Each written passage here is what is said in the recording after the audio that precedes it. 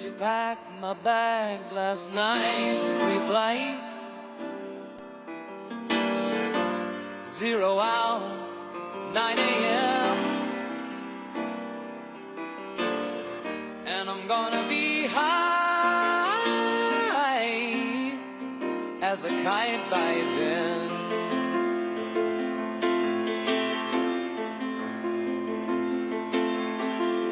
I miss the earth so much, I miss my wife. It's lonely. Ladies and gentlemen, the 45th and 47th President of the United States, Donald J. Trump. And I'm glad to be here.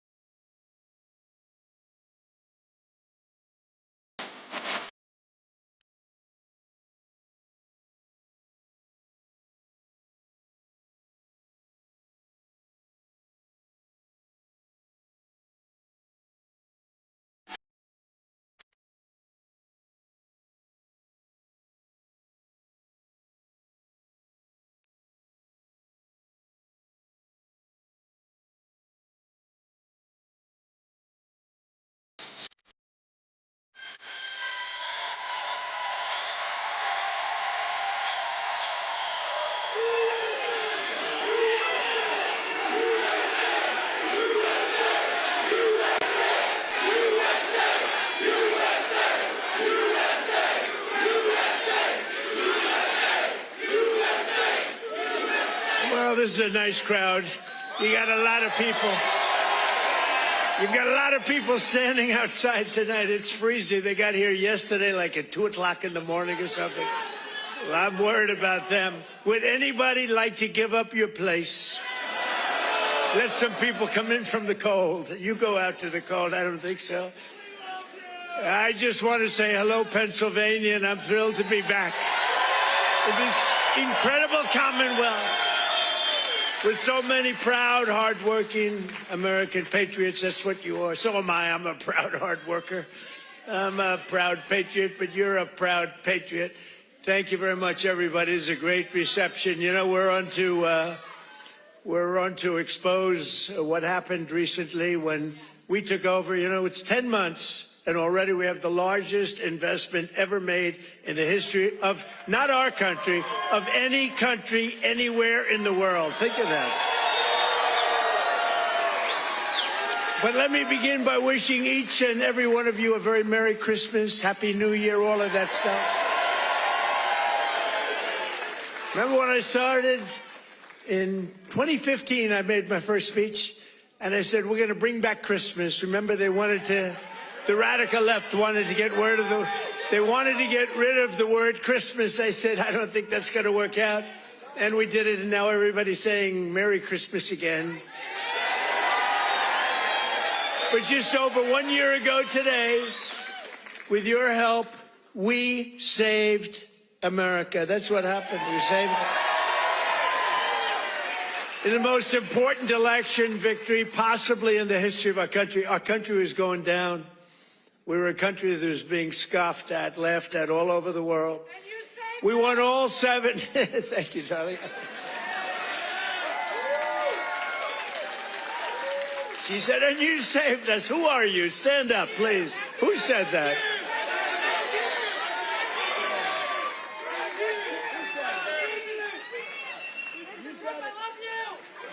I love her.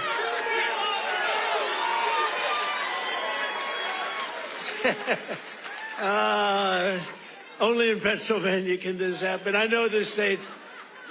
By the way, last election, did we kick ass in Pennsylvania? We won. That means we won 3 times in a row, as you know. But we won all 7 swing states. We won the Electoral College, 312 to 226. We won, and by the way, the real vote was much more than this, but we wanted to make it too big to rig.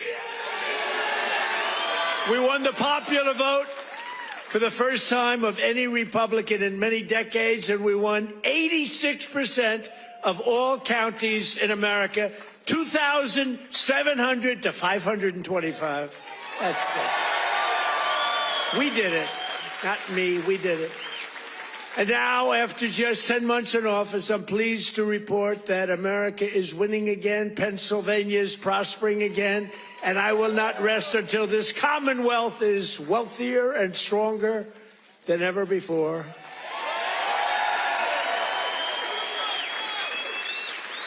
Remember when Biden got up and called you a state? That was not good. He said, it's great to be back in this state. Where are we? Where are we? What state is it? It's Pennsylvania. Oh, okay. Now, we're respected again as a country. We're respected.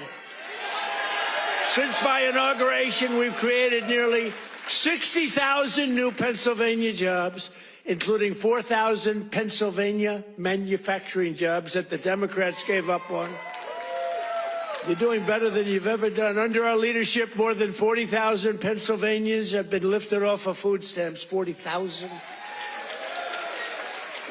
And working with a great guy, remember David McCormick? He used to go to every rally I had. He knew what was happening. And he's here again, as usual. I can't get rid of this guy. Where is he? He got a little lucky, though. You know, in Butler, a place called Butler, Pennsylvania. I love Butler, Pennsylvania, but it was amazing. And we had a tremendous crowd, like 55, 60,000 people. And then I called David. I said, David, come on up. He was working like hell to get elected. It was a tough race. And very few people could have done what he did. But I said, right at the beginning of the speech, I said, David, come on up. Come on up. I want to, this was before the thing happened. And then I looked up and I said, you know what, David, just stay there. I'll get you later. You're so lucky, David. You're so lucky you don't know. I could have had a little differently shaped ear if it weren't for you. You know, you got very lucky that day. People don't talk about that, but I remember I called him up and I said, just stay there. Because he was walking a little bit slowly. I didn't want to take the time. Oh, boy, that was a good day for you. What a job he did. He's really a great guy, and his wife, Dina, is fantastic. Thank you. Stand up, David. He's a lucky man. Working with Senator David McCormick, we've secured commitments for nearly $100 billion of investments in Pennsylvania. We were up here a few months ago. Some of the greatest energy companies in the world made that. We were doing it on a beautiful day. A little warmer than it is outside today, David. But over $100 billion, and we've saved a great American company. You know, we saved, this little group of people and me, saved a little company called U.S. Steel. And it's hot as a pistol now. And we have the keys to the company. It's always going to be here. It's never moving. They said, what happens if it moves to Japan? I said, you can't move a steel mill to Japan. You can move a headquarters, but the steel mill stays here. That's all that matters. And I will tell you, the company is spending billions and billions of dollars, and there was no second by comparison. Other companies were interested, and they really are. They call me all the time, tell me they're really excited about it. And, you know, they're building a lot of additional plants. It's turning out to be beyond what anyone thought possible, but we had to save U.S. Steel. U.S. Steel was one of the greatest companies, which really, for a long period of time, years ago, the greatest company anywhere in the world. U.S. Steel was, you see it with the big factories that were, I mean, 2 years ago. Now it's starting to fill up. The tariffs have filled it up because people are coming here. Other steel companies are coming to Pennsylvania now because they don't want to spend 100%, 50%, 25% on tariffs. Are all coming in. It's amazing. You know, the word, remember when I said tariff? My favorite word is tariff. True. But then I got a lot of heat from the fake news. Look at all of them back there. I took a lot of heat. I got up early on. I said my favorite, it's turning out, you know, tariffs are bringing us hundreds of billions of dollars. I just helped our farmers out because they're starting to do really well. But in order to try and negotiate, some countries played a little cute, and we just gave them right out of a tariff money, cost us nothing, right out of the hundreds of billions that we've taken in. We gave the farmers a little help, $12 billion, and they are so happy. And all they want is a level playing field, and now it's happening. And the tariffs are making them rich. It's going to be, you're going to see what happens over the next 2 years. It's like a miracle is taking place. But we've taken in hundreds of billions of dollars, really trillions. Scott, we have the great Scott Bessent. Scott, stand up. And if you add to that all of the companies that are pouring their money to building plants in Pennsylvania and many other states, auto plants, AI plants, plants of every type, which we would have never had if we didn't put the tariffs on. Did you see where Europe now is saying, I think we got to start doing what Trump is doing. We've got to start putting on tariffs because we're getting our asses kicked, and it's true. But Scott, if you really think about it, it's trillions of dollars, not billions of dollars, right? So it's amazing. It's the smart people understand it. Other people are starting to learn. But the smart people really understand it. 1 year ago, under Sleepy Joe Biden, have you heard of him?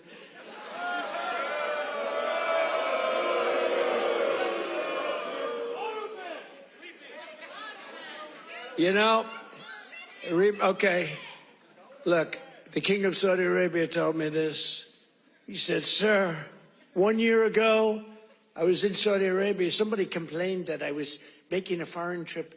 I went to Saudi Arabia, Qatar, and UAE. I brought back $4 trillion. They said, he shouldn't be traveling. He should focus on home. What the hell do you think I'm doing? And 250 Boeing jets. I brought back so much everything.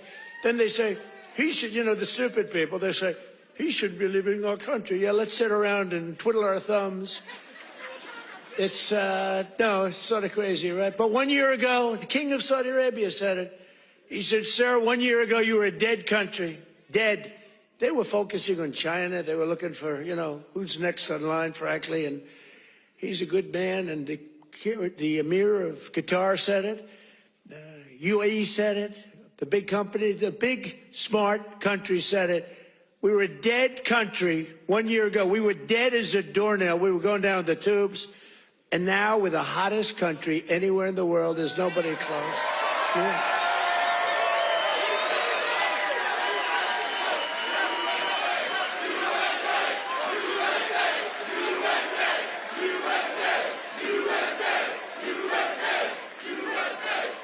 And it's because of the election on November 5th, because that's when it started. You see what's happening with recruitment in the military. The enrollment is the highest we've ever had.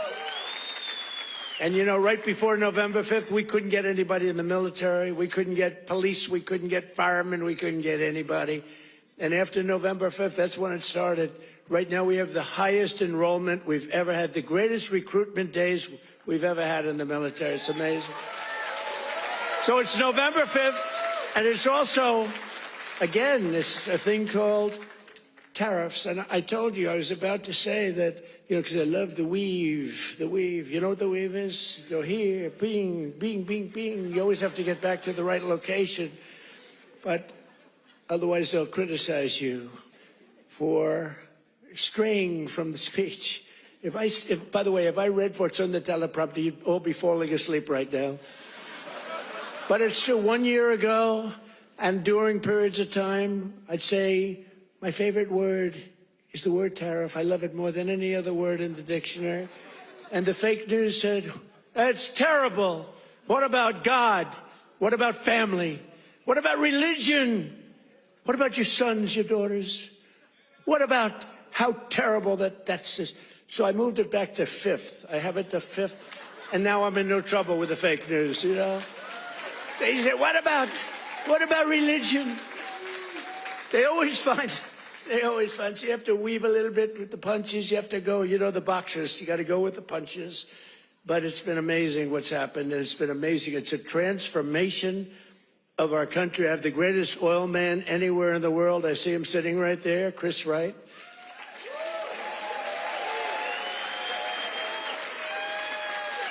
I was going to put him in, Doug Burgum. He's great. He's interior. And I said, Doug, I want you to go to Energy. You're really fantastic at Energy. Came from North Dakota. Big fracking place. They done really a great job. He was a great governor, I would say, right? Really great. And a great person. He's doing a fantastic job. I said, I want you to head up Energy, sir. I'd be good, but I'll tell you, there's one man out there in the whole world. There's one man out there who would be better than me. Who is it? A man named Chris Wright. Who the hell is Chris Wright? Give me a break. I never heard of the guy. Well, you never heard. He's the biggest there is. He's the smartest there is. The greatest oil man in the world. Chris Wright. I said, I got to see this guy. And after about 2 minutes, I understood exactly what Doug was saying. So I said, okay, Doug, you'll go to Interior. You work with, because interestingly, Interior owns all the land that has the oil. And he has all the expertise that drills the oil. And I said, you know, we'll do a friendly merger here. This is pretty good. And that's what we did. And we're right now drilling more oil than we've ever done ever before. Prices are way down. We just had 4 states. It was just reported that 4 states had $1.99 a gallon. Right? We're sawmaking. So I want to introduce Chris Wright. Stand up, Chris.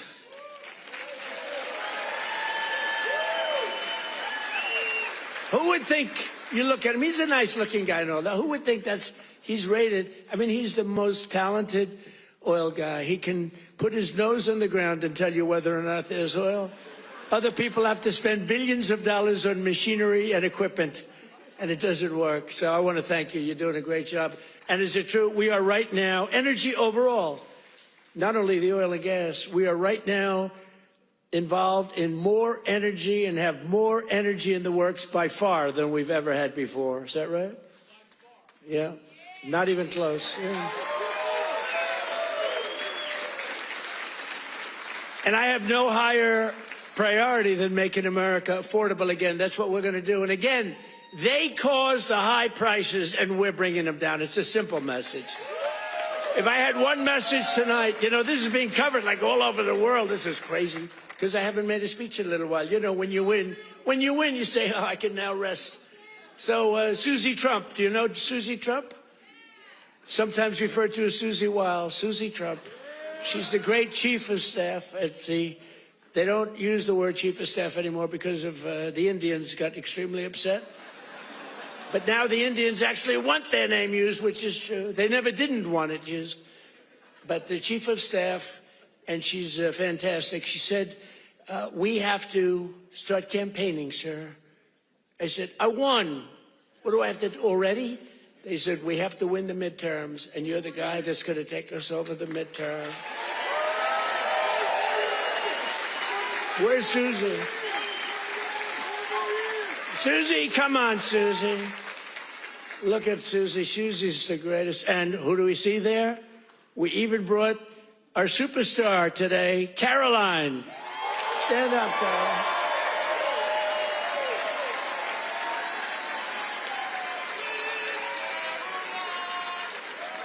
Isn't she great? Is Caroline great? You know, when she goes on television, Fox, they dominate. They dominate when she gets up there with that beautiful face and those lips that don't stop, up, like a little machine gun. She's got no fear. You know why she has no fear? Because we have the right policy. We don't have men in women's sports. We don't have to sell men in women's sports. We don't have to sell transgender to everybody. We don't have to sell open borders where the whole world is allowed to come into our country from prisons and everywhere else. So she's got a little bit easier job. I wouldn't want to be the other side's press secretary, right? Thanks, Carolyn. Great job. We appreciate it.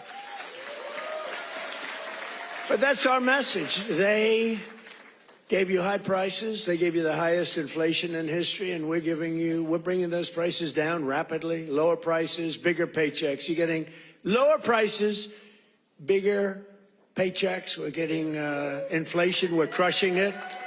And you're getting much higher wages. I mean, the only thing that's really going up big, it's called the stock market and your 401ks. It's going up. But I say it, and I said it the other day, and a lot of people misinterpret it. They say, oh, he doesn't realize prices are high. Prices are coming down very substantially. But they have a new word. They always have a hoax. The new word is affordability. So they look at the camera and they say, this election is all about affordability. Now, they never talk about it. They never talk. Thank you very much. They say I'm not allowed to run. I don't know what the hell that's all about, but that's okay. He said 4 more years. You see the new hat? We have 4 more years. 2028. We have all sorts of hats.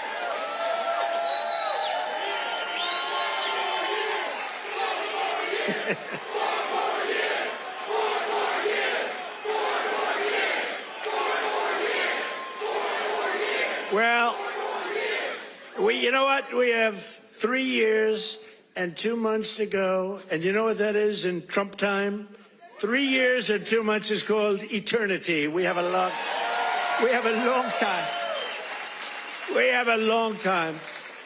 But under Biden, real wages plummeted by $3,000 a year.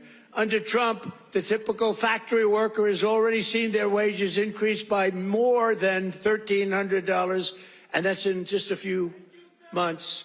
And for construction workers, it's $1,800 up versus $3,500 down, and I think their number is wrong. It's much lower than that. For miners, do we love miners? I love miners. I don't know how they do it, going 10,000 feet under the ground, and they wouldn't trade jobs with me. If I gave them a beautiful, magnificent penthouse in the middle of Manhattan, where I used to live, if I gave them the most beautiful penthouse, they wouldn't take it. They'd rather go 10,000 feet underground and dig. That's what they want. For miners, their wages went up $3,300, and we're bringing back coal. But my administration cannot talk about anything else except when they say the word coal, they have to precede the word by 2 words: clean, beautiful. So we only call coal clean, beautiful coal. Is that right, fellas? Because coal needs a little public relations help. It's a very powerful fuel. It's used by China. China makes all our windmills, but they don't have any wind farms. It's a little interesting, isn't it? Wind is the worst. That's a scam. They ruin your valleys. They ruin your peaks. The most expensive energy. The only ones that get rich are the developers who make a fortune. You have to change your windmills. And most of them are made in China, but China has very few wind farms. You know why? Because they're smart. You know what they do have? A lot of coal. They love coal. So that's okay. But we have clean, beautiful coal. and we brought it back into vogue. We have nuclear, we have oil and gas, we have sort of everything. We don't approve windmills. We don't approve it, I'm sorry. We don't like things that kill all our birds. And that every time you put one up, only the guy that owns it makes a lot of money. Those guys, what a joke. And they are ugly, you're right, sir. But Democrats talking about affordability is like Bonnie and Clyde preaching about public safety. And they are really truly the enemy of the working class when they do it, because we're going to have a great energy policy. You know, our oil prices are coming down very substantial, energy prices. And honestly, with that, everything comes down, because there's nothing nearly in the category of oil. You wouldn't even know what second is. There are seconds and thirds, but it's so far down the list we don't even talk about them. You get energy prices down, which we're doing. Again, the greatest amount of drilling, the greatest amount of fuel being produced right now in our country than ever before, by far. It's not even a contest. And when that happens, those prices come down. That's why you're seeing oil per barrel coming down nicely, very nicely. We don't want to go so rapidly because we want the people that produce it to keep producing it, but they're doing good. But it's amazing. But when energy comes down, your other prices come down too, all of your prices. And that's exactly, we inherited the highest prices ever, and we're bringing them down. We inherited the worst inflation in the history of our country. Think of that. And we're bringing them down rapidly. Their entire agenda is about robbing working people to fund their far-left cronies and give lavish benefits to foreign migrants and illegal aliens. You can't do it. Look, we all have a heart. We don't like what's happening. But, you know, when they allow them to come in, we have a border that, by the way, they don't talk about the border. Why don't you talk about the border anymore? The border is, for months, it's closed. Actually, their people, because they're radical left, their people, radical left, they rate the border and everything. You know how many people came into the border over the last 7 months? You know what it is? Zero. Zero.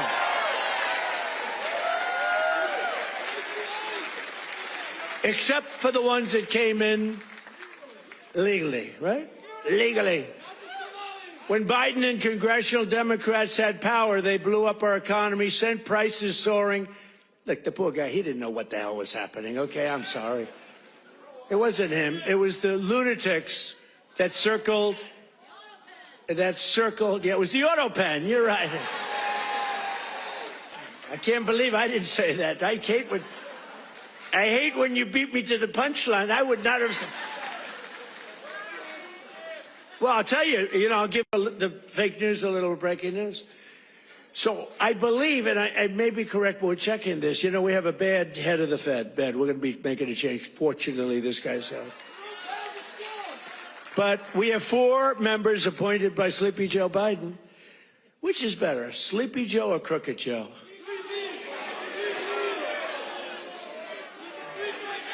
Historically, when I've done polls, from people, I do my own polls. I go to a big arena, we have 20,000 people. I say, which you like, Sleepy Joe or Crooked Joe? And I learned, I save millions of dollars. I don't have to do any polling, okay? Typically, Crooked Joe wins. I'm surprised. Because to me, he's a sleepy son of a bitch, who destroyed our country. If we didn't come along, and it's not me, it's all of us. If we didn't come along, this country was destroyed, I'll tell you. It would have been destroyed. But now Democrats in Congress want to take us straight back to the Bidenomics. They don't change.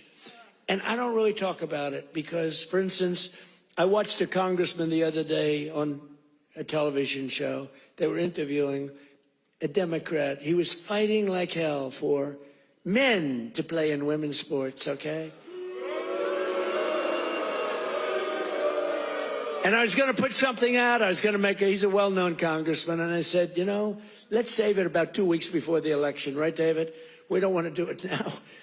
What the hell good does it do now? Let's save it for about 2 weeks because we don't want them to change. Just let them keep going. I think transgender for all is a great, great thing for the Democrats to be talking about. transgender for every member in your family. If they're not feeling well that night, let's just change their sex. Now, let's not talk about it. Let them go and let them fight to get these things.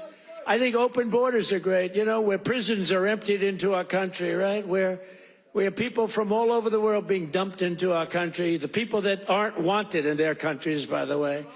I think that's a great, like Somalia. Welcome. Do we have any individuals from Somalia in the group? Please raise your hand. That's for Minnesota, you know. That's called the Great Big Minnesota Scam with one of the dumbest governors ever in history.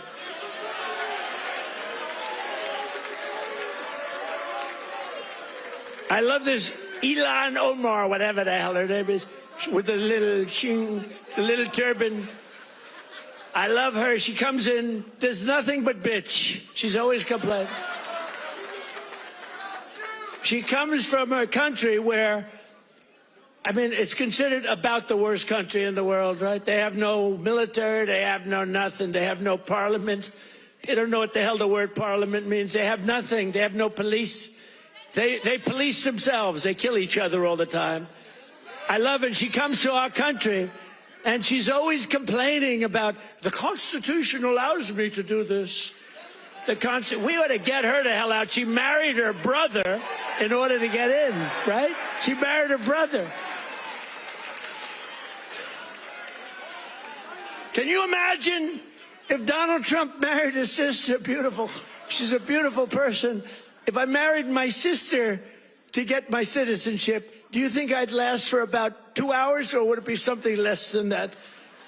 She married her brother to get in. Therefore, she's here illegally. She should get the hell out. Throw her the hell out. She does nothing but complain.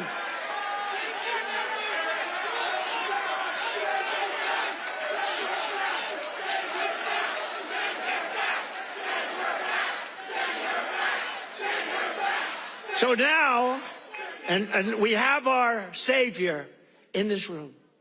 His name is Secretary of the Treasury, Scott Bessent. He's right there. Because that very handsome man, by the way, if you're picking the Secretary of the Treasury, is he like the perfect guy for a movie? He's made for the movie. Stand up, Scott. Look at him. No, he's central casting. He's central casting. But you don't, under that beautiful exterior is a killer.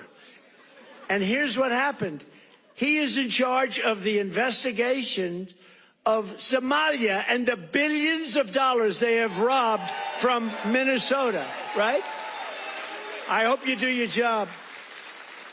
I hope you're not one of these Republicans where something comes up and they don't do what they should do because they're nicer people. You know, they're much nicer people than the Democrats, but Scott's actually not a nice person at all.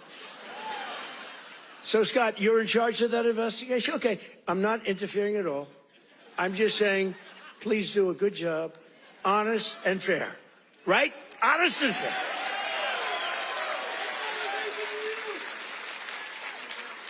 Oh, if he's honest and fair, you know what he's going to find? It's great. I'd love to have that job. I may switch jobs with you. I'd love to have that job. They're to get him the hell out of here. They hate our country. And she hates our country. And her friends hate our country. And AOC hates our country. They all do. And we have a new candidate in the great state of Texas, where I won Texas by more votes than anybody. And you have to understand, I'm being judged by these bad people back there, the fake news. So anything I say that's slightly off, I get like headlines. Donald Trump exaggerated, or Donald Trump lied. They give me Pinocchios, Washington Post, a Pinocchio. They lie every day. They give me a Pinocchio. But think of this. If I make even the slightest mistake, what they do is they go after me. Everything I say is correct. We have now a new candidate. I won Texas by the largest vote in the history of Texas 3 times, okay? I love Texas. Just like I love Pennsylvania, the Commonwealth of Pennsylvania. Just like I love, honestly, every one of our states. I love all of our states. We've done so well. I love all of our states. What? By the way, is this a different country now than we had a year and a half ago? Right? What a difference. Crime, crime is way down. Despite the fact that we have many, bad people entered our country, many of them are being taken out. Ultimately, they're all being taken out. Washington, D.C., we had a tragic incident, as you know, with the two incredible people. What a terrible thing that was just 2 weeks ago, right? Just a terrible National Guard, terrible thing. Sarah and Andrew. Sarah passed away. She's looking at us from heaven, from above, and she was killed almost instantly. They kept her alive. Her parents came from West Virginia, another great state. Her parents are incredible. They couldn't believe it. She was 20 years old, perfect. She was just getting a little promotion. They were so proud of her. She was on her way up, and she was shutting head, the brain, shutting the head. They were able to keep her alive long enough for her parents to come in from West Virginia and say goodbye to her. And Andrew is the second one, who's also from West Virginia National Guard, incredible people. And so they were both from West Virginia. And his mother's named Monica. And Monica's the most positive person I've ever seen. The night that he was so badly hit and the doctors gave him almost no chance, I called their hospital room and spoke to her. And she said, sir, he'll be fine. Oh, no, I'm telling you, he's going to, I'm praying. The whole country is praying. Sir, I'm telling you, don't worry about it. He's going to be fine. This is the mother talking to me. And the father's like devastated. He's an incredible guy too, both. And I went and invited them to the Oval Office, and they came in. She said, sir, he's fine. It was amazing, actually. And today, Monica, she said, we're all praying, and I'm praying. And then she called to say, sir, he moved his finger today. This is like 3 days later. He moved his finger. And today I got a call that he got up from bed. Do you believe that? He got up. He got up.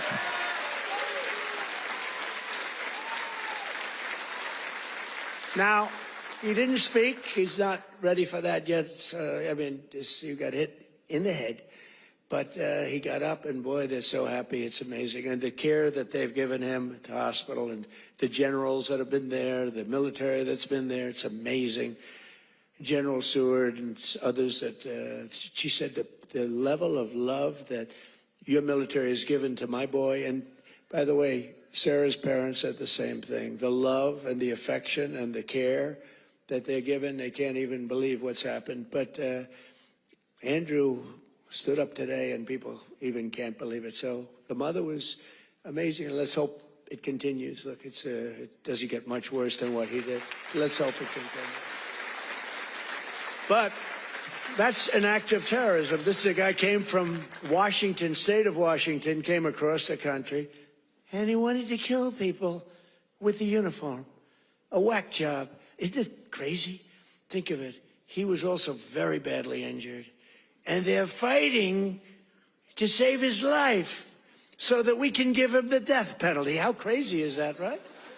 They're fighting to save his life so that we can give him the death penalty. That's the way it really should work, right? The doctors have to do their job, and then the lawyers have to do their job.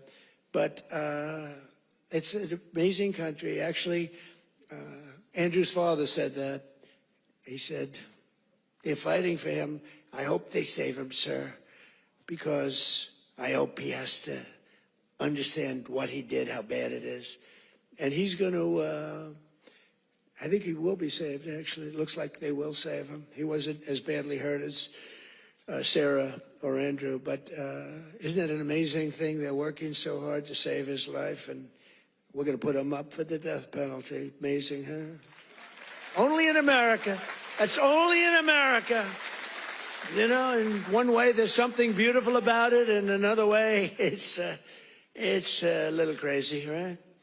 In my first term, we built the greatest economy in the history of the world. You know that. We had the greatest economy in history, even with the COVID. COVID came, and it really hurt the world. It was a gift from China, but China got hurt very badly, too. We're getting along with China. They're buying a lot of our soybeans. Keep buying those soybeans there.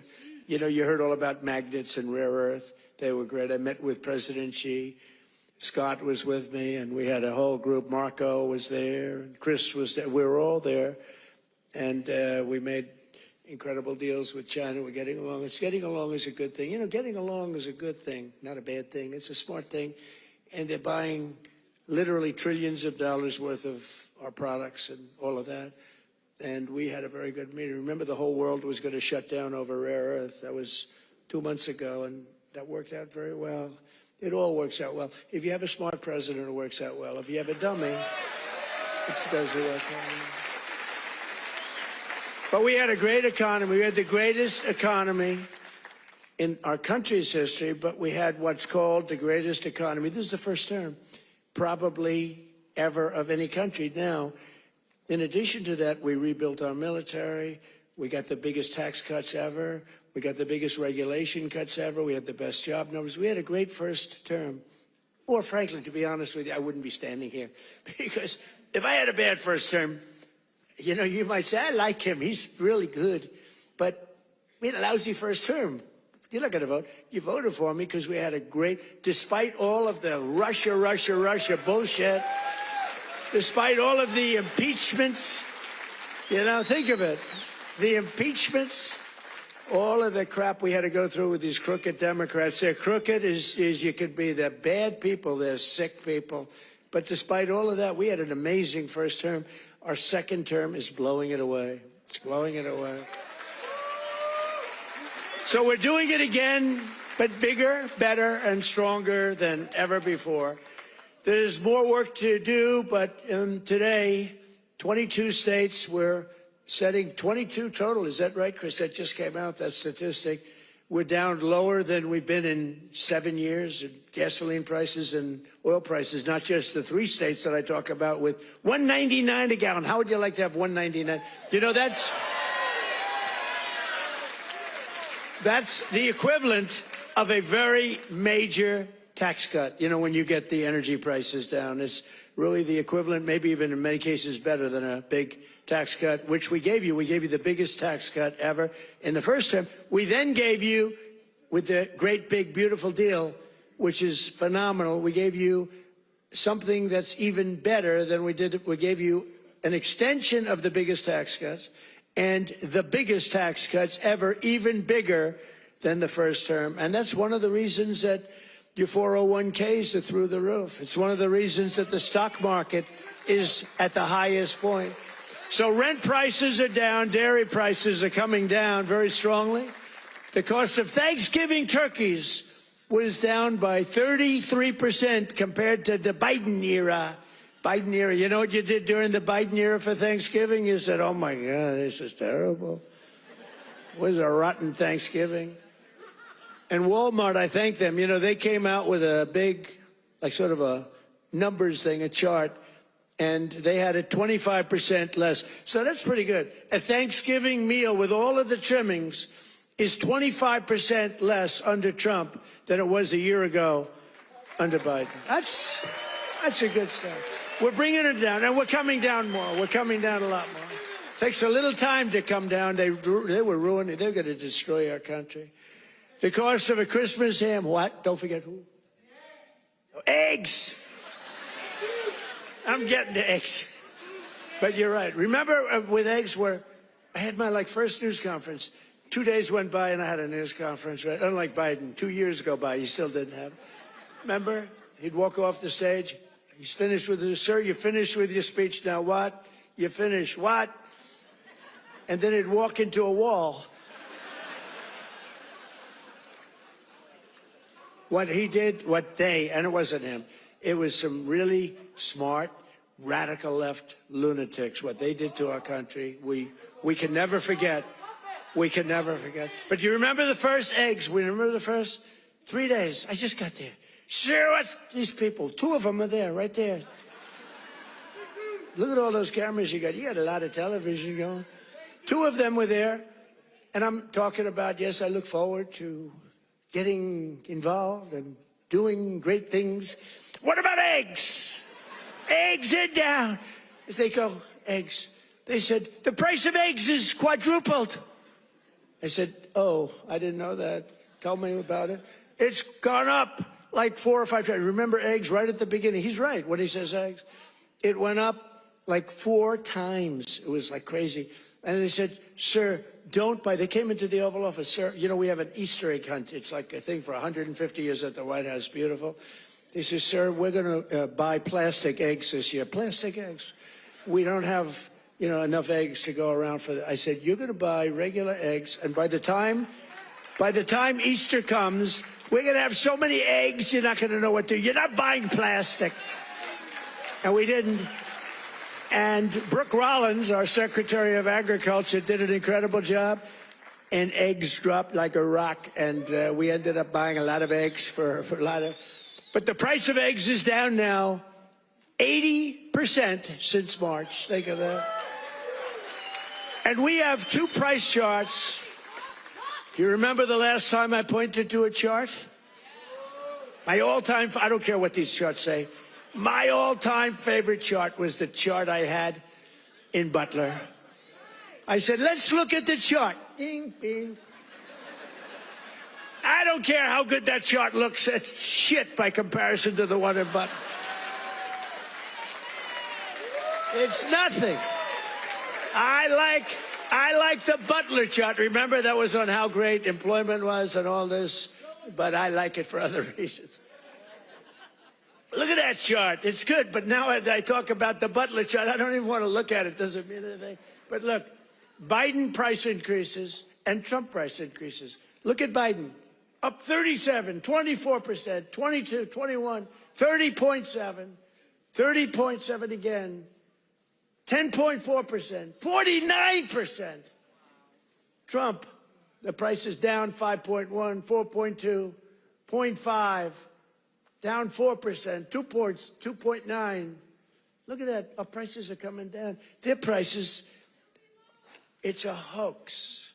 They're just, remember they said the Inflation Reduction Act. Remember that? Billions and billions, hundreds of billions of dollars. The inflation, and after they got it approved, because we had a few Republicans that went along with that whole hoax.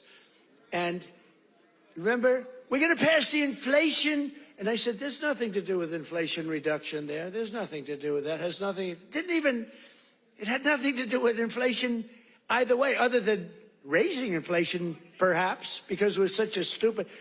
And then they admitted, they fought it like, oh no, this is inflation. After they got the thing passed, then they said, we agree, it has nothing to do with inflation. Screw you, we don't care. That's what it is. We're dealing with bad people. And the word affordability is the exact same thing. And I can't say affordability hoax because I agree the prices were too high, so I can't go to hoax because they'll misconstrue that. But they use the word affordability, and that's their only word. They say affordability, and everyone says, oh, that must mean Trump has high prices. No, our prices are coming down tremendously from the highest prices in the history of our country. And look at that chart. Let's see the next one. You have another one, I think, mortgage rates. Even with a lousy Fed chair. We have a lousy Fed chair. Oh, and by the way, it looks, you're going to have to check this, please.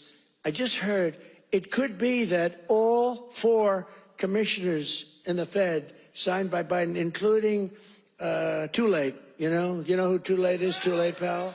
Jerome Too Late. He's too late with his interest rates for a reason. He's a bad guy. He's not a smart guy, but he's a bad guy. Too Late. Is he going to lower rates a little bit finally? Did you see where Jamie Dimon, respected guy, said, you got to get the rates down, you schmuck, you know? But I hear that the auto pen may have signed those commissions. If they signed those commissions, now maybe I'm wrong, but we're going to check. Have you checked that? Are you hearing it? Who signed it? Did he sign it or did the auto pen sign it? I'm hearing the auto pen.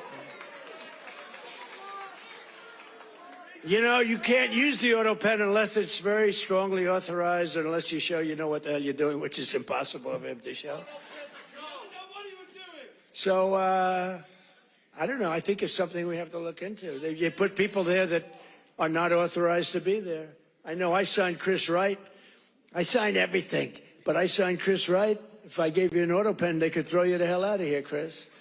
The difference is they would do it, you know? We try and be too nice. No, would you check that, Scott, okay? Because I'm hearing that the auto pen could have signed maybe all four, but maybe a couple of them. We'll take two. So look at that, Biden. I love that laugh. Who's the woman with that great hearty laugh? That's a woman that likes Trump. That's not beautiful. Anybody can laugh with that happiness. She likes Trump. He likes Trump, too, with the hat. Yes, that's right. Thank you. Thank you, man. Thank you. So, Biden, new yearly mortgage cost increases, and Trump, new yearly. Look, we went down with our rates. They went up with their rates much. That's a lot. So, with us, you save $2,900, almost $3,000. And with them, you go up. It costs you $15,000. You don't hear that because the fake news doesn't tell you that. And these are charts. These are government charts. These are not made up by Donald J. Trump. These are government charts. Do you have a third chart? Because I like these charts very much. Not as much as Butler, but I like them. You have any other charts? Because so far they're playing quite well. Oh, look at that. Real wages. Look at that. Losses and Trump real wages gains for the typical worker. Wow. I mean, that's incredible, right? So look at the amount of loss. 18.5, 106. What the hell is that all about? Is that even possible?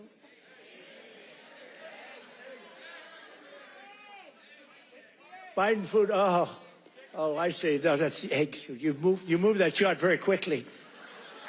I said, what's going on with that chart? They did. That was Houdini did that. Because I was saying, boy, I really like the numbers having to do with real wages, but, you know, they played very well. But this plays very well, too. So, yeah, Biden food price increases. Trump, look at that. Look at that. So ours are decreases, all decreases, and they're moving down good. But look at AIDS, 106%, and we got them down 15%. Look at those numbers. But you don't hear that from the fake news. You don't hear that. What do you think of that, David? I think we're going to have to do something. You know, we should impeach him, but he's gone. I guess we can't, right? By the way, if it were up to them, numbers like that, they would have impeached. Those numbers are terrible, and those are government numbers. So thank you very much, everybody. It's good.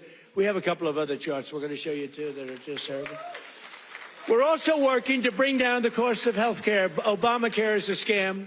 Under Obamacare, trillions of dollars were given directly to health insurance companies. Their stocks are up 1,700% in a very short period of time. Would you say that's good?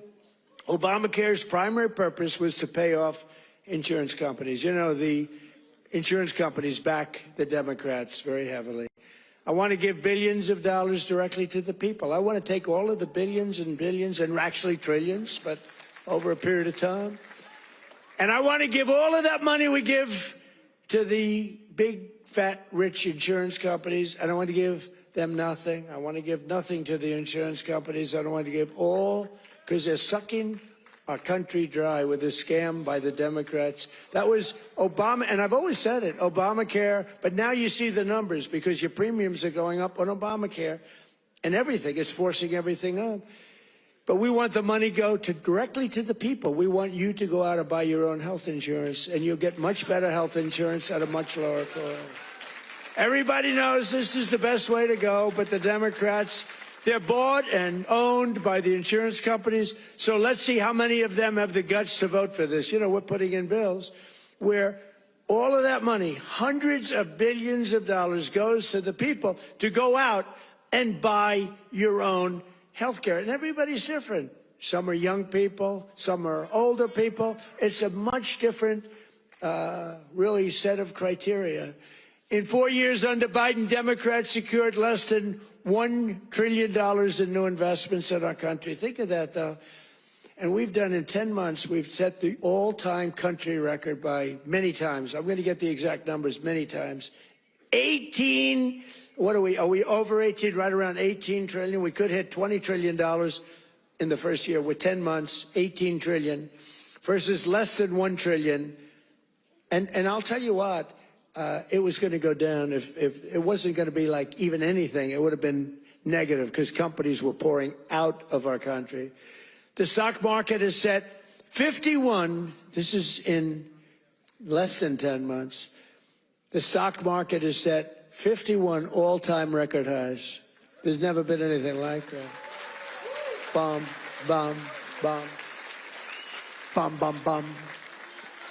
It's set, think of that. It's set 51 all-time record highs in less than 10 months. That was as of about 3 weeks ago. Before I entered office, 100% of all new net jobs were going to migrant workers. Think of that.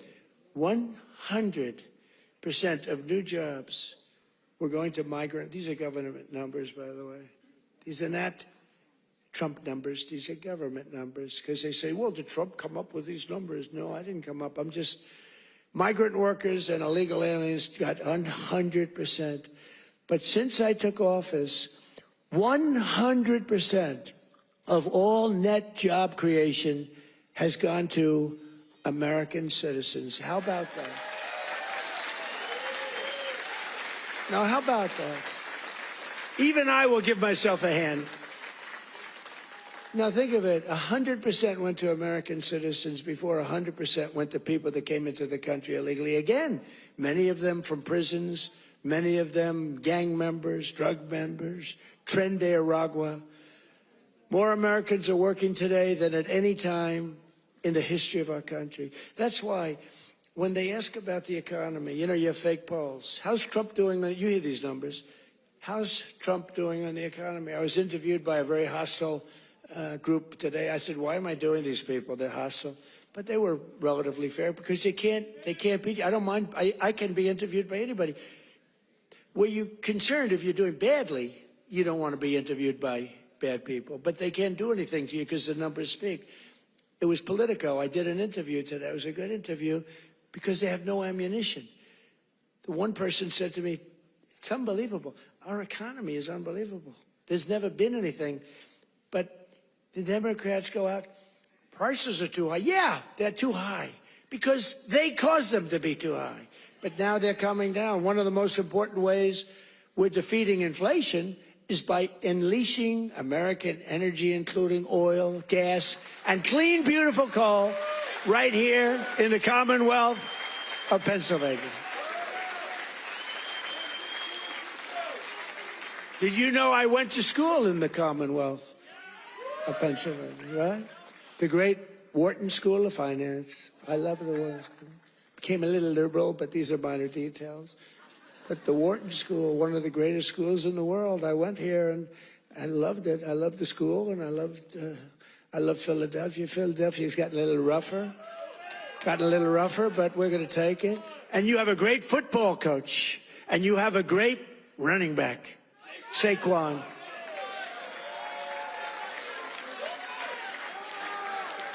You know, I got to know Saquon a little bit. And my hand will never be the same. I patted him on the back. I said, Saquon, let's go. You're my partner today. Let's go win. Being out. Because it was like I hit a piece of steel. I said, what the hell is with you, Saquon? That's pretty. He's good. But he's a better football player than he is a golfer. Trust me. He's so strong. Those muscles are, yeah. But his football is great. His golf will be very good. Very good. But we won our match, and you do have a great coach. I was with you, Coach. I got a little streak going here, but that'll change. But he's a great coach. Well, you won the whole deal, right? I got to know him last year when he came to the White House, and I said, this guy's he's a real leader. The players loved him, and you had some players that are just, really just fantastic guys. But you have a good football team. It's really good to watch. But for 4 long years, Biden and the Democrats tried to endlessly kill Pennsylvania energy jobs. They worked so hard to kill the jobs They wanted wind all over the place, you know? Let's go buy those windmills for millions of dollars each from China. Every time it goes around, you lose $15. Did you know that? That's on average. You're supposed to make money with energy. You're not supposed to lose money with energy. And everybody that's doing wind is in virtual bankruptcy right now. If you look at UK, I told the Prime, he's a nice man, Starmer, Prime Minister. I said, you know, you have a great energy source in the North Sea. Use it, or you're not going to be in office very long. Their energy prices, they're putting wind all over Scotland, all over beautiful, the most beautiful fields in the world, Scotland. All over beautiful. Oh, we have some Scottish people here. Where the hell did you come from? We have Scottish people. But they're putting wind all over Scotland. The people are not thrilled with it. And it's costing them a fortune. They have the most expensive energy. And I said, I'm going to do you a favor. You could be there for a long time. Open up the North Sea oil. One of the greatest oil. And, you know, they like to say, well, it's very well depleted. No, it's good for another 500 years. And they haven't even found most of it yet. And if you look at Norway, they have a section of the North Sea, which in theory isn't as vibrant. And it's a very rich country. You know, they have a tremendous worth because of the North Sea. But UK has to, if they don't go back to oil, I think a lot of bad things are happening to Europe. You know that their immigration policies are so bad. They're so bad. They're destroying our beautiful Europe. I love Europe. They're destroying Europe, and they better do something. I'll give them just some free advice. I'm focused here, but I give them free advice. They better be careful because immigration and energy are going to destroy Europe. On day one, I ended the war on Pennsylvania energy. I just terminated something that was insane. And we all love Elon. Elon was up here campaigning, right? But I said, Elon, I think electric cars are great, but not everybody wants an electric car. And I ended the insane electric vehicle mandate where everybody was supposed to have an electric car by the year like 2030 or some ridiculous year like that. It's just not going to be that way. I don't think it'll be some like hybrids, some kind of like gasoline powered. I mean, the nice thing about gasoline is we have 2,000 years worth of we have more gasoline, we have more oil and gas than any country anywhere in the world. Is that right? And they want us to go to batteries. Let's go to batteries. We don't have battery content. So let's go to batteries, according to these morons that were in our country. Let's not use oil and gas, which we have more than any country in the world. Let's go to batteries. Well, we have to go to the Congo and get it from China. But I actually stopped the war with Congo and Rwanda, and they said to me, please, please, we would love you to come and take our minerals, which we'll do. But I stopped the Green New Scam. It's a total scam. And, you know, we had, they used to call it global warming. Then they called it 15 other things, and none of them worked. So they came up with climate change, remember? Climate change. Because you can't go wrong with climate change if it goes up. Remember, global warming, and then the temperature started going down like a rock. Remember?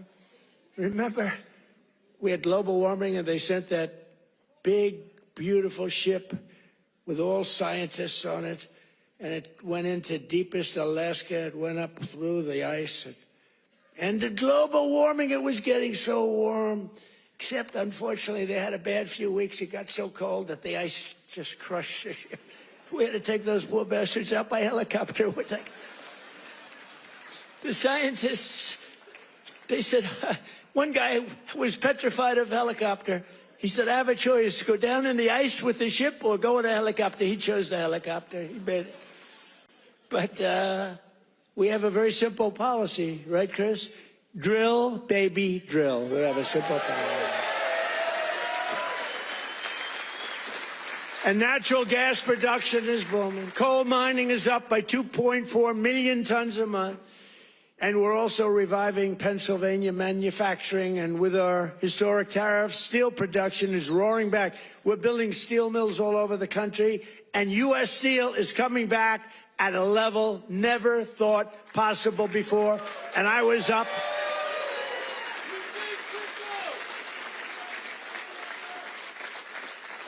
And I was up here and with the workers and with Selena. Do you know Selena? Does everybody know? And with some other people. We were up with some great people, and we spent the whole day, and they were determining whether or not they want to make which one of the deals. I went to the workers. I said, which one do you like? We picked the right one. As I said before, billions of dollars they're spending. And the steel workers are doing phenomenally better. I think you're going to do better than you've ever done before. You were losing all of your steel. If we didn't have tariffs, you would have no steel. We wouldn't have one steel mill anywhere in the United States. And that would be really bad for, Scott, national security. We need, the one thing you need steel. You know, you can give up certain products. You can give up pencils. That's under the China policy. You know, every child can get 37 pencils. They only need one or two. You know, they don't need that many. But you always need steel. You don't need $37 for your daughter. 2 or 3 is nice, but you don't need $37. So we're doing things right. We're running this country right. We're also putting thousands of dollars in the pockets of hardworking Pennsylvanians with the largest tax cuts in American history.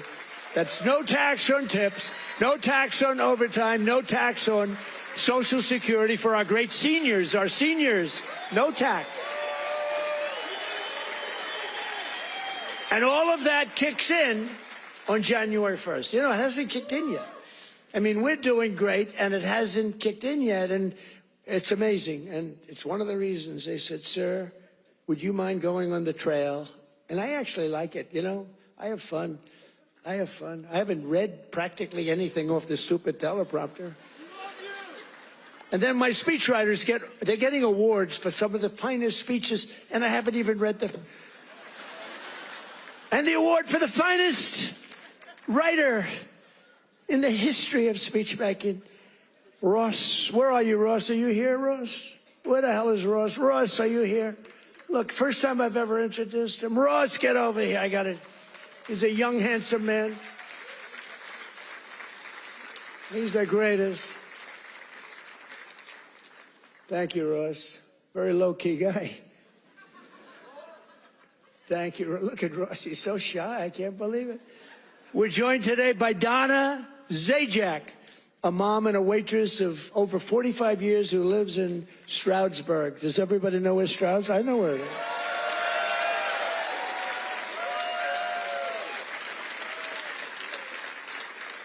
Because of no tax on tips, Donna estimates she will keep hundreds of additional dollars every single month. And she'll put all of that money toward her daughter's dream of becoming a veterinarian. That's a good, right? That's a good thing.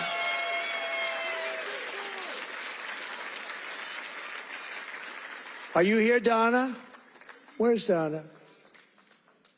Oh, come on up, Donna. Come on. Come on. You want, say a few words. Look how beautiful she is. She stood up. She wasn't supposed to come up, but when I looked at her, I said, come on up, Donna. Look how beautiful she is. You're not allowed to say that anymore. You know, in politics, if you say somebody's beautiful, that's the end of your political career. I say, I don't care. I don't care. Come on up, Donna.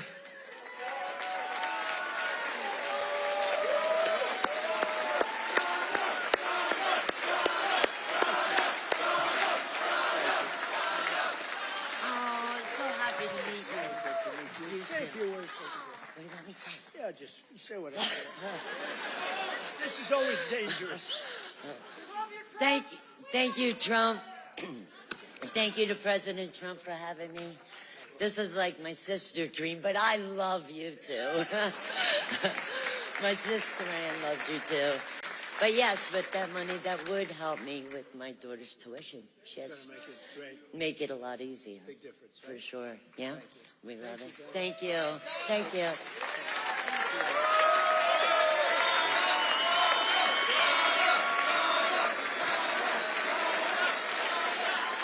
A star is born. That's all I say. A star is born. Is your sister here? Is your sister here, Donna? Are you? Oh, hello. How are you? Good family. Well, thank you. Thanks, Donna. That's beautiful. Also with us is Marine Corps veteran Sean Downey, who now serves as a firefighter and a local first responder.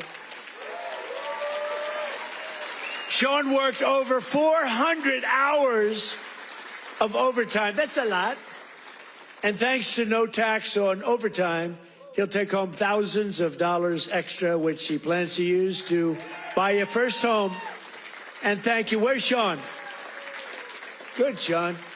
Good. So you're going to use that money well, right? That was not an easy one to get approved. You know, it all went through Congress. I had to really push hard. I was not nice. I was not nice to get you that money, but you're going to use that money to get a house, right? A first house? Good. Well, you have a great future. Thank you very much. And here as well is Megan Hemhauser from Cresco, Pennsylvania.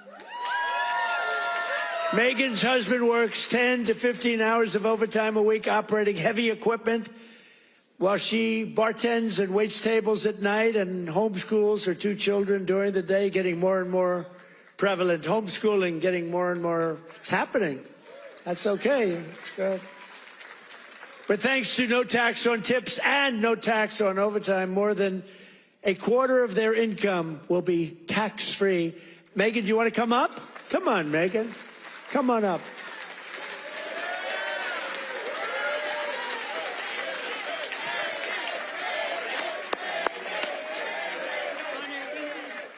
Thank you so much. Oh my goodness. Thank you. Thank you so much. As President Trump said, I'm a mom, a wife. I homeschool my 2 brilliant children. And the no tax on tips is incredible. No tax on overtime is incredible for my husband. And it all comes back to our family. It saves us, and it's for the future of our children. And it's been such a blessing to be home with them and to have them here with me tonight. And thank you for everything, President. Thank you. Thank you. I want to show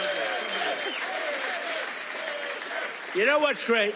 So she had these notes, right? Not notes, it's a speech. She never even looked at it. She was great. It's much better when you don't have to read it. Ladies and gentlemen, thank you. So I just thought, great job. That's a great job. Thank you. Thank you so much. Thank you. Thank you. Thank you. That's great. Never looked at the notes.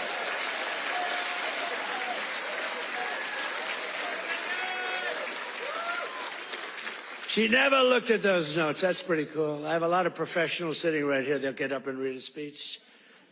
But Megan didn't have to do that. Another key part of our tax cuts is known as Trump accounts. Under this new program, the federal government will be creating an investment savings account for every single newborn American child with $1,000 to be invested and grow over the course of their life, right at the beginning of birth.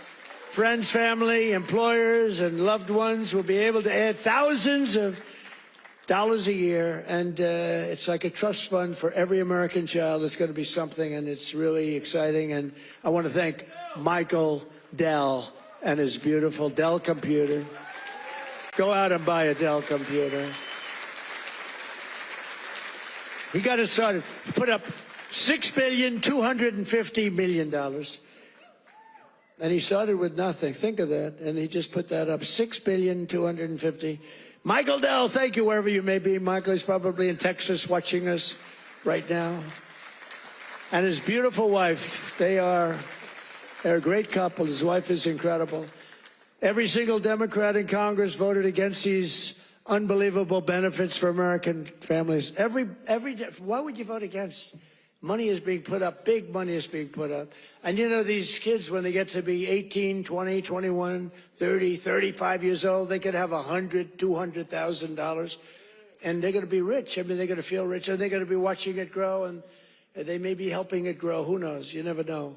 But it's going to teach them. It's going to be a great thing. This was Michael and some other people's ideas. They wanted to do this. And they spoke with their wallet, too. They put up a tremendous amount of money. So I just want to thank Michael Dell, his wife and family, and everybody else that was with us the other day. It was a big day, and it's a big event. But we're joined today by some of your representatives who voted to put more money in your pockets. And these are great people. and I introduced David. I'm going to ask him to stand up again, because David McCormick is a really great man in the truest sense. He won a race, you know. He really did well the first time, too, but some bad things happened, right? And very few people are willing to do that again. And to be honest, if he would have lost, I know his wife. She's a beautiful woman, extremely into the social scene, but respected by everybody. She would have left him if he lost. And I told him that. Dina would have left him. She's that way. Hey, we can't help it. That's the way she is. So I said, David, you're taking a big risk if you run again, because if you lose twice, your wife is leaving you. And he wasn't worried. Stand up. David McCormick. Yeah. He was so great. He followed me every single time I spoke. He was there, and he got up and he'd speak. And I'll tell you, we had big crowds, David, and the audience listened to you. In fact, they liked him more than they liked me in some cases. I was thinking about, let's keep him off the stage. But they really loved you, and you've been a great senator, and you have a great wife. Thank you very much. Thank you. And a congressman who's been a warrior, and a couple of guys that have just been unbelievable. But Rob Bresnahan, would you stand up, Rob? What a job you're doing, huh? Young, handsome, central casting. Great job. Thank you very much, Rob. Great job. And another one. These are warriors, these two guys. But the three of them. And then you have the senator, but the three of them. Ryan McKenzie. Ryan, thank you. And it's hard for me to explain how hard they work, but they were working so hard getting that big, beautiful bill. I call it the great, big, beautiful bill passed. You know, that was supposed to be in 17 bills. And I actually said it because I'm not that experienced. I haven't been doing it that long, believe it or not. I haven't been doing this. I had one man, he was a congressman, and we had a big meeting, and he was telling us all how to do something. And I said, I disagree with that. He said, sir, I've had 22 races, and I've won 20 of them. I know what I'm doing. And I said, sir, I've had 3 races, and I've won all 3 of them. And mine was for president. And he said, all right, you got me on that. He's actually a good man. He got a little carried away one day. But that's because these guys wanted to do it my way, too. So we had 17 bills prepared. Dan Muser, right? Stand up, Dan. What a great guy. Stand up, Mrs. Muser. Dan is he's a very powerful congressman, but he's a great person, great man.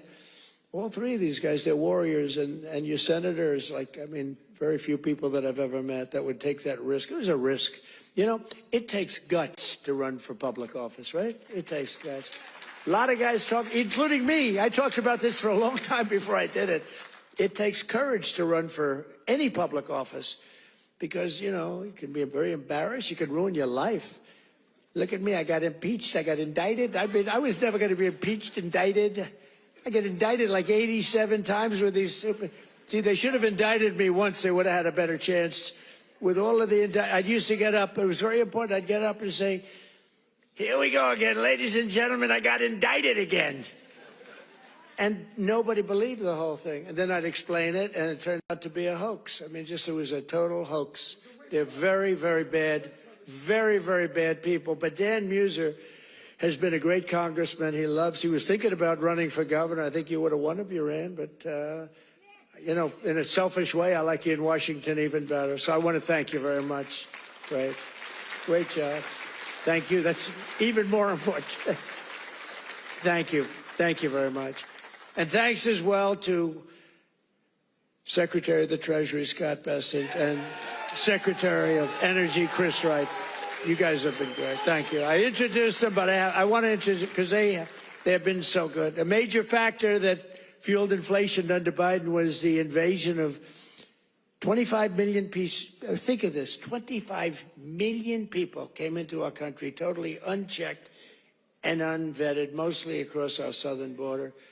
10 months ago, we inherited the worst border in the history of the world, and now we have the strongest border in the history of our country, we've never had a border that strong. And people don't talk about it. You notice they don't talk about it. When I was running, it was the biggest thing. And before I was running, that's all they talked about, the border, the border, the border. And now I fixed it. Nobody wants to talk about it. Even my people. They say, sir, don't put it in your speech. Why? Because nobody cares about the border. You fixed it. No, but you know how bad that is? Because they forget what you did. We had a border that was so bad. Everybody, criminals, everybody pouring into our country. Anybody. You know, the Congo, I just settled that war. The Congo, their entire prison population was set into our country. Venezuela, their entire prison population was dumped into our country. And now we have the tightest border we've ever had. We have one of the strongest borders anywhere in the world. I would say there's one country that has probably a stronger border. You know what that is? You know what that is? North Korea. North Korea, I think, has a stronger border. But other than North Korea has 7 walls of wire, and each of them has 1 million volts of electricity going through it. So if you get over one, you're dead for the next one. If you get over one, you're in very bad shape. If you get over 2, you've set a record. So I don't know, Scott, I think we give North Korea the safest border, don't you agree? You know, but ours is pretty safe. And I want to thank Pete Hegseth and the military for helping us.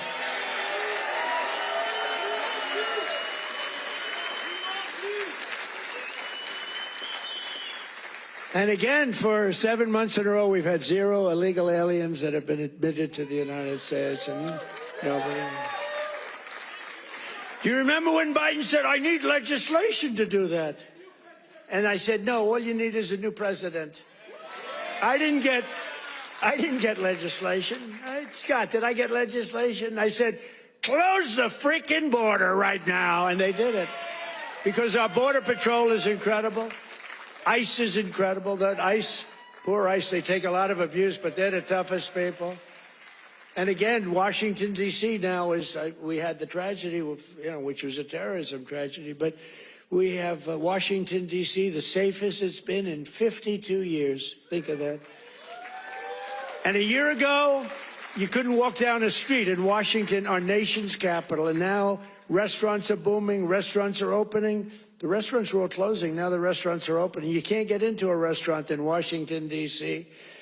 Biden and the radical left Democrats turned Pennsylvania into a dumping ground for hundreds of thousands of migrants from the most dysfunctional places on earth, like Somalia, and gave them billions and billions of your taxpayer dollar. But we didn't really give it. It was stolen. And those people should go to jail. Jail. And if they don't go to jail, Scott Bessent is toast. He's toast. I'll tell you, that could be the easiest case. I think it's too easy for you. Just give it to your assistants. They can do that case. These people are crooks. They don't work. 91% unemployment, okay? It's a scam, and it's headed up by the crooked Congresswoman. Whatever happened to her brother, by the way? Is he still around? Where is he?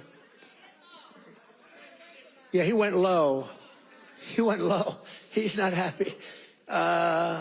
Would you look into him too, Scott? Would you find out the brother, please? She said, how dare you say that about me? It's discrimination. Let me tell you, black people love Trump. I got the biggest vote. I got the biggest vote with black people. They know a scam better than anybody. They know what it is to be scammed. Thank you, man. Thank you. I appreciate it. We did great. Thank you. I like this guy. Thank you. We got a tremendous black vote. We got a tremendous Hispanic vote. We got a tremendous, because we speak the truth. They get it. Everybody gets it. Everybody, pretty much everybody gets it. And they know we're the real deal. Our country's become so strong in such a 10 months. Think of it. It's not even a year. It's like, if we keep going like this, I don't know if we can do that.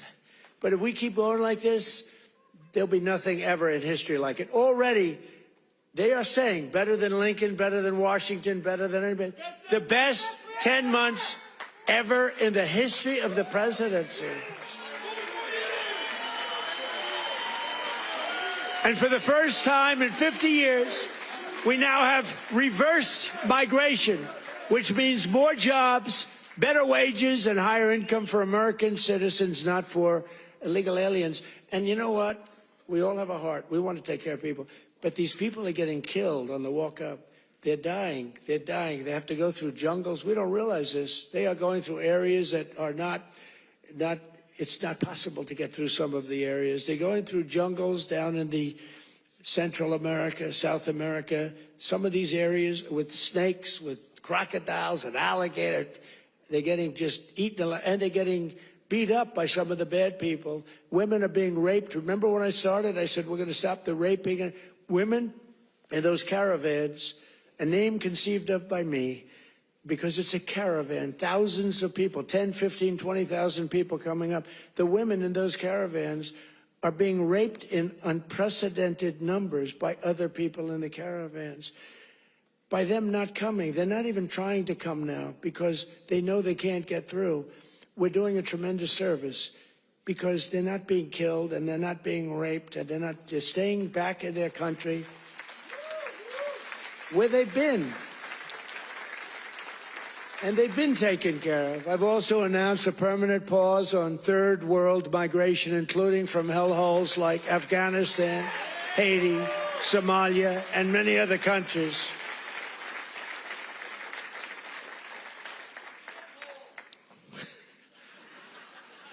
I didn't say shithole, you did.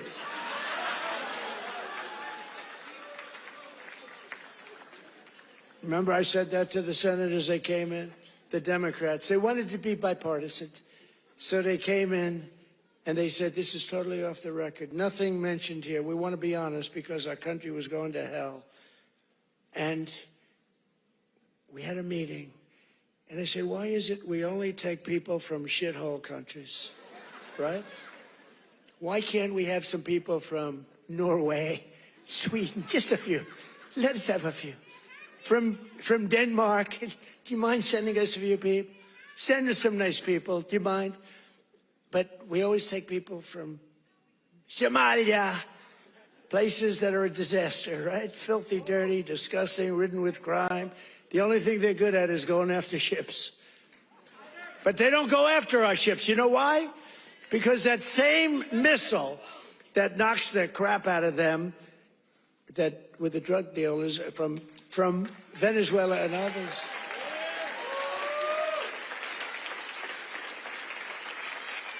That same missile, think of it, from hundreds of miles away, we have the greatest military, we have the greatest equipment, we make the greatest equipment in the world.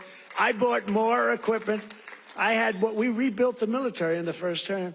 Then Stupid Joe gave a lot of it to Afghanistan, but it was a lot, but relatively little. But we're still adding to it a lot. But I'll tell you what, that same seat, I'm looking at this big tough guy with the red hat on. I like that guy. But stand up, let me just see what you look like. Nobody's going to mess with him. Okay. He's central casting. Thank you very much. Very good. I see he's enjoying it. I like people that enjoy things because you got to smile about this whole thing.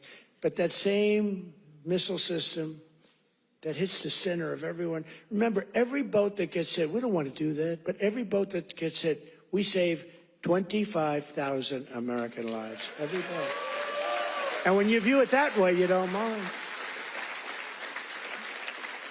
But we have that same system aimed at Somalia, and if they go and want to raid our ships, and not our ships, worldwide shipping, you know, they used to go and take the ships. When one or two of them get hit, they say, we'll pass. So we've cut down drugs, 94% coming in from sea. 94, right?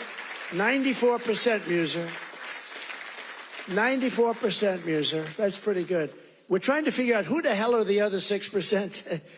They're finding it very hard to get people to navigate those waters. The problem is nobody wants to go fishing anymore either. They don't want to get in boats. They don't want anything to do with boats. I think we've destroyed the boat market. Other than that, it's been very effective. We've cut it down 96%. Think of that. And now we're going to do land, because the land is much easier and it's even more prevalent. If you don't share our values, contribute to our economy, and assimilate into our society, then we don't want you in our country. We don't want you.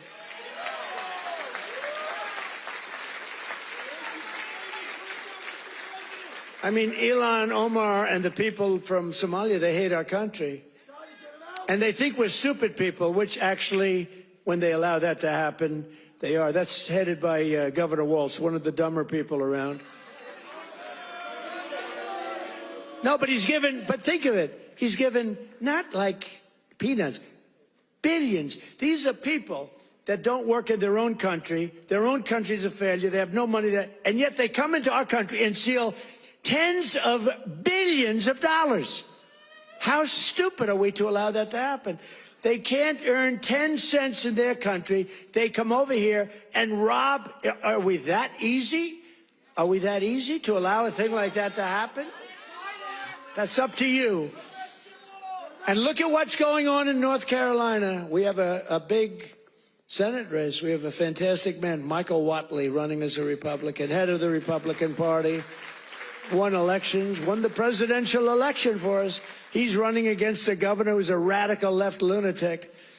And Michael should win. I don't know. It's hard. You beat a two-term governor, but the governor didn't do a good job. But what's happening in North Carolina? Two of the most vicious murders that anyone's ever seen in Charlotte. And it's all run by the Democrats. What's going on there? The young lady from Ukraine, you saw that one where a guy from behind just cut her throat on tape. Can't even watch it.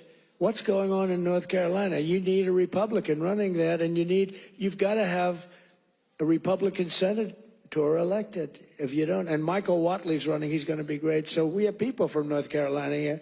Otherwise, I wouldn't be wasting so many words. You know, it's a Senate race, but you agree with me, I think, Mr. Senator, right? Together, we've achieved more in less than 1 year than most other administrations have achieved in 8 years. And we're restoring law and order to our cities, backing the men and women of law enforcement. I love law enforcement. And standing with the heroes of ICE and Border Patrol. We've ended political correctness in our military. We've renamed the Department of Defense into the Department of War. I said to Pete, you know, Pete's a tough cookie, and I said to Pete, I used to do interviews with him, and all he wanted to talk about was the military. I said, this guy's great, smart guy, great education, great everything. The press gave him a hard time, real hard time, but he's really proven to be very, very good, very, very strong. Young, strong, smart. We have Raisin Cain, the great general who knocked out ISIS for us in 4 weeks. Raisin Cain, they said it was going to take, right? They said it was going to take 5 years, sir. Or, sir, it'll take 5 years. He said, sir, I can do it in 4 weeks. Did it in 3 weeks. Knocked out ISIS. He did a hell of a job in knocking out the Iran nuclear capability. We knocked out the Iran nuclear capability. Now compare that to Jimmy Carter, the Democrats. Well, he was a nice man, but he was. But we don't really want a nice man. You want to have somebody that's capable. You know, they were talking about Greg Gutfeld. He's a very good guy. Greg Gutfeld, very good guy. But Greg Gutfeld he didn't like me very early in his, he didn't like me. I don't know, he just didn't like me. And it was all right, but, you know, it's okay, I'll live with it. Then all of a sudden he started saying, you know, I don't like this guy, but everything he says, he gets it done. And, you know, then he went on a couple of months later and he started going like, I'm starting to like that guy better. Every damn thing he says, he gets it done. And it's all really good, common sense, tough stuff. I've never seen anything like it. Everything he says, he gets done. And then he started to really like me. And then we did an interview. It was supposed to be a 10-minute interview. It lasted for 2 hours. There was a good chemistry. And he did 5 shows, all 5 shows that week. And he got the highest ratings that anyone's ever gotten in that time slot. And he became legendary. I'm happy for him. But there was something. But he said, during the process, he said, so would I rather have a guy as president who was really a nice guy who I liked, or a guy who I can't stand that gets everything done and turns our country into a great country again. And he was smart. It was a very interesting process, but he's a great guy. He's doing really well. Totally dominates the late night. Totally dominates against those morons that they have at the other. Kimmel, what bad people. In 10 months, I ended 8 wars, including Kosovo, Serbia, Pakistan and India. They were going at it.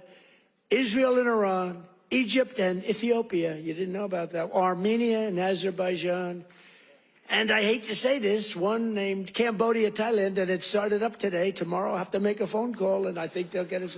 Who else could say, I'm going to make a phone call and stop a war of 2 very powerful countries? Thailand and Cambodia, they're going at it again. But I'll do it. So we're making peace through strength. That's what we're doing. We've cut federal funding for any school that pushes critical race theory or transgender insanity. No more money. We banned the chemical, surgical mutilation of children. Think of this. Can you imagine if you were up here 15 years ago? We have banned the chemical mutilation of children. They'd say, this guy's crazy. We actually had to ban it. But think, can you imagine that? Or I have stopped men from playing in women's sports. They'd say, this guy's crazy. Men don't play in women's sports. Stop men. Well, that's another thing. We stopped men from playing in women's sports, and we're restoring the name of a great president, William McKinley, to Mount McKinley in beautiful Alaska. And I renamed the Gulf of Mexico into the Gulf of America.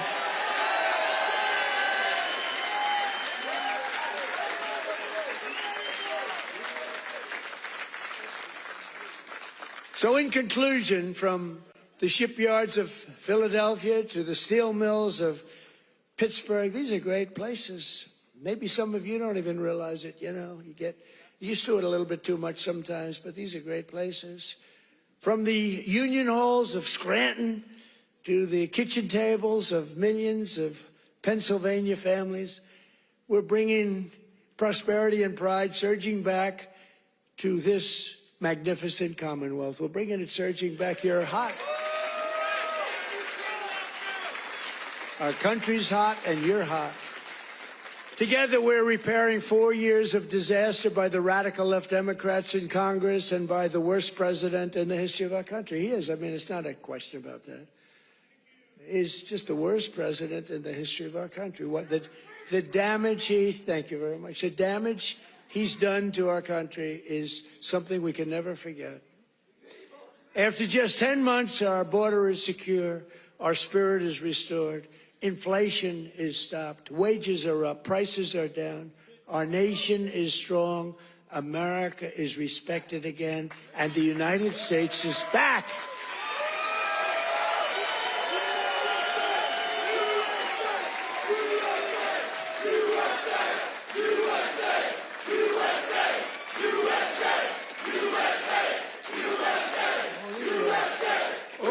People, right? All these all of my friends right up here. Every single, thank you very much. Thank you. Thank you. Appreciate it. He looks like The Rock. You look like The Rock. Stand up. Let me see what you look like. Yeah, look at that. The Rock would be very happy with that look. Every single day of this administration, we will keep on working for the hard-working American citizens, people that love our country. We will fight, fight, fight, and we will win, win, win. And with your help, we will make America powerful again. We will make America wealthy again. We will make America healthy again. We will make America strong again. We will make America proud again. We will make America safe again. And we will make America great again. Thank you, Pennsylvania. Thank you. We love you, Pennsylvania.